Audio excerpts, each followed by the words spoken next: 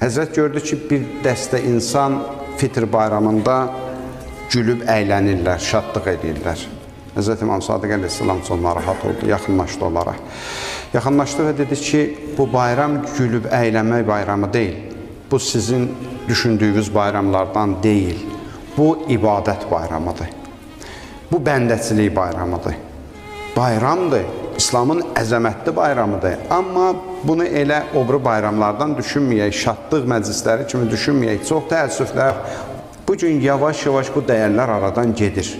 Bəzi təbliğlərin nəticəsində bugün biz də görürük, şahid oluruq ki, artıq vətənimizdə də istər Ramazan bayramı, Ramazan günlərinin iftar məclisləri olsun, istər də Ramazan bayramını elə bir hala gətirib çıxardıblar ki, bir çalçağır, şənlik məclislərinə çeviriblər. Çox təəssüflə insan izləyir, görür, iftar məclisləri qururlar, müğənnilər dəvət edirlər.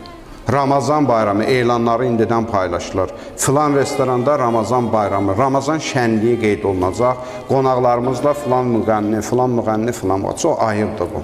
Çox ayıbdır. Bu aya hörmətsizlikdir. İlla o bayramı keçirtməyin. Gidin evinizdə oturun. Bayram mahiyyəti nədir? Yəni Allah, sən məni bugün bağışlamısan.